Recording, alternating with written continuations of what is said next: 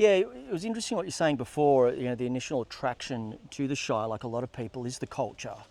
It's easy to meet people. People are friendly. It's a very open kind of place. It's a wonderful place to be creative. You know, I found myself, and if I was feeling down, and you know, at least I can go for a walk on the beach, go for a swim, play some music. It all helps. You know, but it's an interesting observation, because the way I see it after being here for a while and seeing the changes, which, you know, is somehow inevitable, even though there is still that, you know, beautiful underground culture. It's a bit more in Mullumbimby now. A lot of us are over here. I go over here too. Yeah, I'm over here. Yeah, you know, kind of thing. So, but it's interesting because, you know, the mainstream is attracted to that alternative culture, which is a beautiful thing. And sometimes it can eat it up and turn it into mainstream. As I was saying, I don't have a problem money coming into the Shire. It's good for business. It's good for all of us. But unfortunately, sometimes it can, I mean, the word gentrify, for want of a better word. But you know, the place itself, the whole Shire, is still a beautiful place to live, and there is still that culture. It's just not so obvious as much, like, you know, in the way of the village vibe. You know, that I was used to, say, in Byron. It's more in Mullumbimby now. Yeah, I think that's a lot to do with the price. I mean, we lost great people like Greg Sheehan, who was always doing drumming, lots of performance artists. You could, you know, there was lots of share houses. I worked in, you know, a lot of different cafes and restaurants. Yeah, okay. You know, the Belongil Beach Cafe, the Beach Cafe. Sure. You could get by. Yeah. Now it would be near impossible to rent a place in Byron on market rate, on a wage from a job like that, and that's a real shame, because it is very much the part of the quality that people come and look for is that that alternative thing, and then once they get here, they go, oh yes, but I want curbing and guttering and lighting, and why don't the police do more, and all this sort of thing. And a lot of what this place was about was places like this. Like this was fairly bare, this atrium, and a group of people very carefully and lovingly have planted it out with big scrub species, and we now have this incredible atrium to walk through. Sure. None of those things happen by themselves. They happen because of community. And 100%. one thing, I guess you talk about gentrification, and I really wonder, in that conversation, how do we fix things up? Because you still want to be able to go along a street with a pram or on a wheelchair. You still want to be able to access water and toilets and all those sorts of things. Amenities. But you want to be able to do it in a way that doesn't destroy the soul of the place. And that's a really tricky... It would be, balance to get. And I think actually this place does it well. Look, there's art inside the pathway, beautiful trees. But we have to make sure that we don't... you know, crush the beautiful thing that is here. And also what I have seen in that last 30 years is an increase of participation from the Arakwal community since they got their MOU on that native title. So we're seeing more Indigenous art and Indigenous input into things like the Lighthouse Walk, iconic things that people, you know, participate in. And I think there's a lot of possibility there for more inclusion of diversity, and that's why we've got 2 Indigenous Bundjalung women running on our ticket, which is super exciting. That's really, really cool. Yeah, because again, it's been interesting on the journey, because there is a lot more people coming here, and you know, again, like I was saying before, we're all here together. We're all on the same planet, you know. We all came from somewhere. Sorry, hello. a lot of us come from somewhere. Yeah. And I find, you know, once I've lived here, I've tried to escape a few times, like a lot of us. But you know, the place does draw me back in, and that's okay. It's all good. Yeah. You know. But you know, I think in one of your talks the other week, you know, it might have been dealt with, especially Mullumbimby. It was designed for only so many people. And there's a lot of influx coming in. Yeah, and it seems like there's that, you know, you can, you know, especially with council red tape, all the stuff, you know, you've got to do to get things happening. You know, it's a bit of catching up to do, which is a big job in the way of the infrastructure. Well, when you're you know. retrofitting a community Yeah, like yeah. Mullumbimby, that's Yeah. built for a certain type of traffic, Yeah. for a certain number of people, like Yeah. I think it was sort of designed to service about 1,000 or Yeah. 1,500 people. It now Yeah. services anywhere from 4,000 to 7,000, because if you take in Ocean Shores and the hinterland. Ocean Shores, huge, suburb. Yeah, you know, and with it's- no public transport that's reliable. That's a or- big one. That's or, a big one.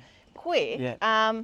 You're really stuck with Yeah. these wicked problems that are really hard to solve. And so it's going to take a really good collection of people and the community to come up with solutions that will work for us. Yeah. And that's what I've, really enjoyed being a part of in the last 8 years is, you get to work with people of all different skills and community groups and volunteers and Sure. people that are really frustrated and angry about something, and then help them solve the challenges that they're facing. And there's something really rewarding, I guess, about seeing people improve, seeing things improve. Often people don't know about the things that you do. Sure. But for a lot of people, I think they feel very powerless in the world that we're living in, with climate change, with wars going on, with 100%. all sorts of things that are outside of our control. So for me, it's a really empowering and wonderful thing Yes. to be able to work with the community. And I realise that I get a lot of benefit, and it's a way I can contribute. So Yep. it's a bit of a win-win for me. And I'm hoping I get the chance to do that as mayor, so I can do that full time, because teaching has been amazing. I love Yeah, I working was just with going young to get people. onto that. We're just going to have a little see. So, what are the other things you get up to? Because I know you're busy doing all kinds of things. So The teaching. So, what kind of teaching do you well, I did dance, and then I had children quite young. The father of my children died when my kids were 2 and 4. do? That would have been a challenging thing. Yeah. It wow. was very challenging, Yeah. to say the least. Yeah. And I decided, that I wanted to bring them up here. And so I started university a bit later than most. I did a Sure. writing degree, and while I was doing that, we had a radio unit. And I Okay. just loved it. And I was working with a couple of guys at the Beach Cafe, as Okay. it was called then. And we started a radio show. Yeah. And that started me engaged with Bay FM for about 10 years. Yeah. Wow. What show did you have?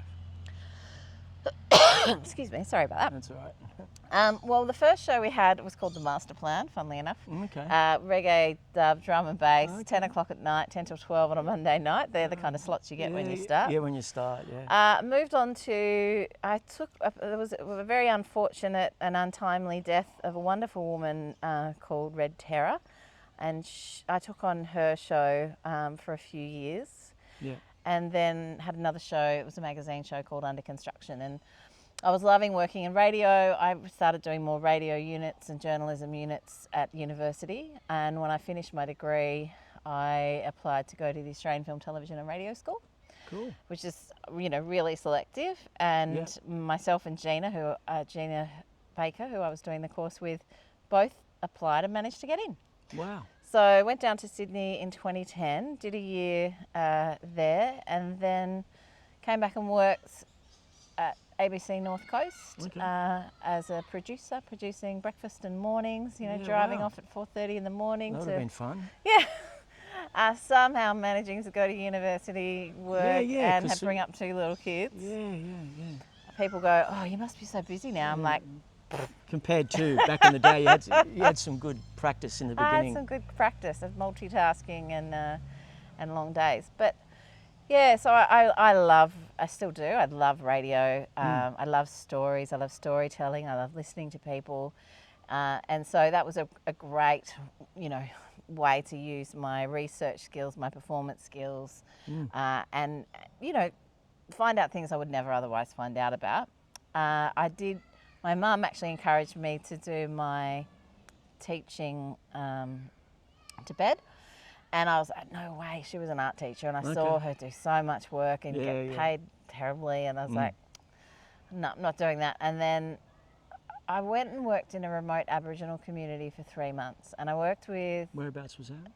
a place called Wingalina Irinju. So it's right on the tri-state border of Western Australia, Northern Territory, South Australia. About 100 people live there. Wow. It's 4 hours southwest of Uluru. I took a 3-month contract And while I was there, we were transforming the radio station from shortwave radio, which went about 100 metres around the kind of general store, to a digital platform that went right across the 264,000 square kilometres of the desert. Yeah, that's great. I was working, doing training in these 11 remote stations, and just had some extraordinary experiences. But one of the things I took on from the person who had been had the role previously was a class of young teenagers who their literacy wasn't so great in English. They were fluent speakers of Pitjantjatjara and Ngundarra, but their English wasn't that great.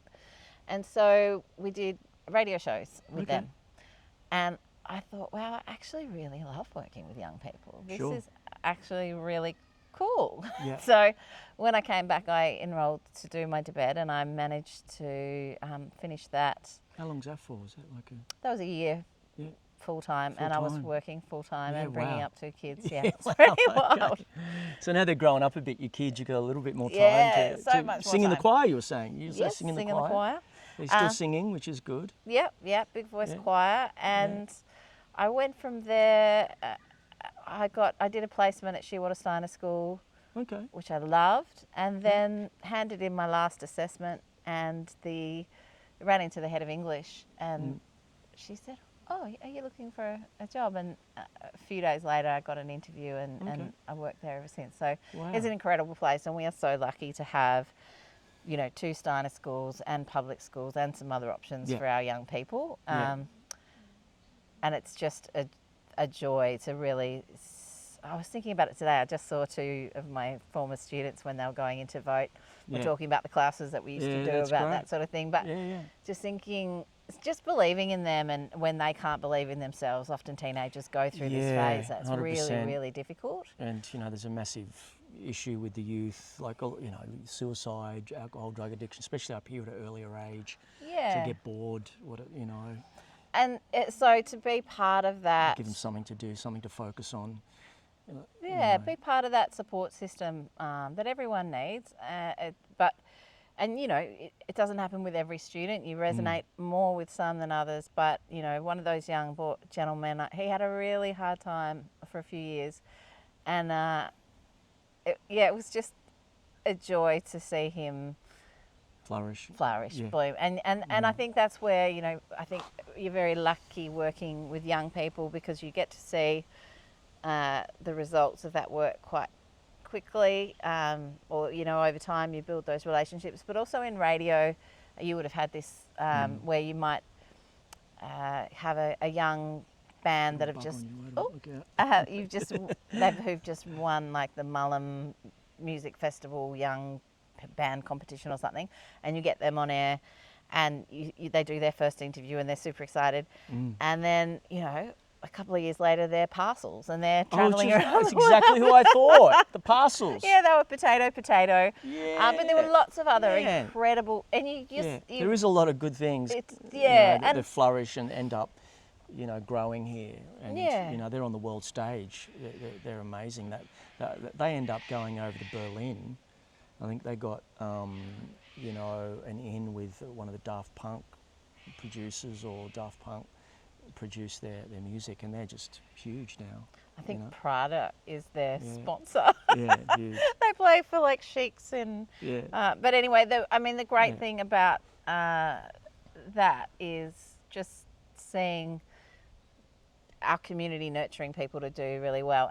And unfortunately, in the current climate that we've seen, with a lot of festivals closing and a lot of like live venues as well, we're not providing those stepping stones in the same way that we were. And that's something I'd really love to see, start up again. A bit more, it can't be all or nothing, busking on the street or a massive festival. We need those amazing little mentorship programs that we had through Mullumbimby Music Festival, or, Byron Music Festival also had, some great opportunities in there. But we really need those middle scale, very down to earth opportunities that you just don't get in other places.